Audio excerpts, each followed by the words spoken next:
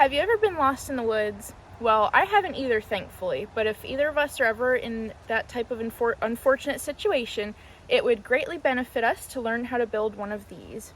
This is a debris hut. It's a lot smaller than the one we'll be making, obviously.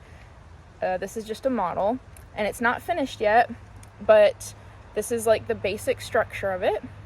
A debris hut is a simple shelter that can be made entirely from materials that should be easy to locate in any forest.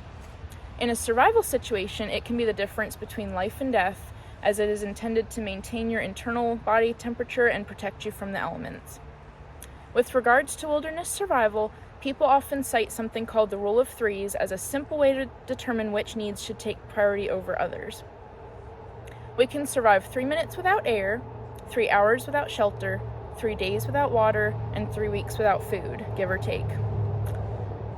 Obviously, in more moderate climates, the 3 hours without shelter thing may not always apply. But in the case of extreme weather or injuries or sickness that makes maintaining your core temperature more difficult, it's the most important priority other than oxygen and immediate medical needs. Having adequate shelter also affects how long you'll be able to survive without food and water, and getting wet if you aren't protected from the elements can make you a lot more vulnerable to temperature fluctuations than you would be if you were able to stay dry in a debris hut. Having adequate shelter really ties into almost every aspect of wilderness survival some way. So, how do we build a debris hut? It's actually very simple. I've been building them for fun with my dad since I was a child. Like I said, all the materials we're going to need are pretty easily found in any forest. First, we will need to find a forked tree or other structure capable of holding your support stick. And the fork in this forked tree typically should be about waist high, and if it's any higher, then it's going to be too hard to allow your body temperature to fill the air in there, and it won't be as warm. And if it's any lower, it's just going to be difficult to maneuver inside of there. Next, we're going to need one long, sturdy, relatively straight support stick, and the length should be about from the ground up to however high your arm can reach. And that one is going to sit at an angle from your forked tree. We'll then need a bunch of smaller sticks. These can differ in length and thickness, but we need some of them to be more substantial to make sure the debris hut is sturdy. And last, we will need a lot of forest debris. So step one is to find the forked tree, which is going to be our base. So just pretend this is a tree. You can also make your own little structure, but this is just the quickest way to do it. Next, we're going to place the long stick at about a 45-degree angle, leading from the forked tree down to the ground. So that's this ridge stick right along here. We're going to place it right in the forked area and all the way down to the ground. Make sure it's stable and isn't going to shift or wobble around.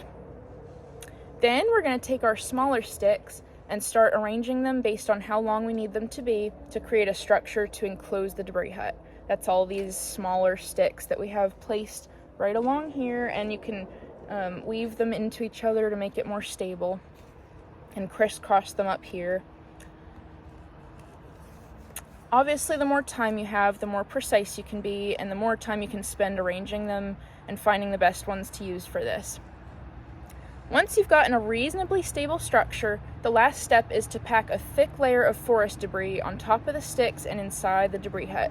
So, just want to put a lot of forest debris, pine straw, and leaves packed inside the debris hut, and then piled all along the top. Obviously, this is the scale of this is off, so we're not going to be able to fit that many leaves, but the leaves in real life should be about arm's length deep. You want about an arm's length worth of leaves covering your debris hut, and you want to try to pack them in between the sticks so that it makes it more, the more insulation, and all on the inside. And keep piling the leaves and debris on top until it's basically falling off and you can't fit any more on there.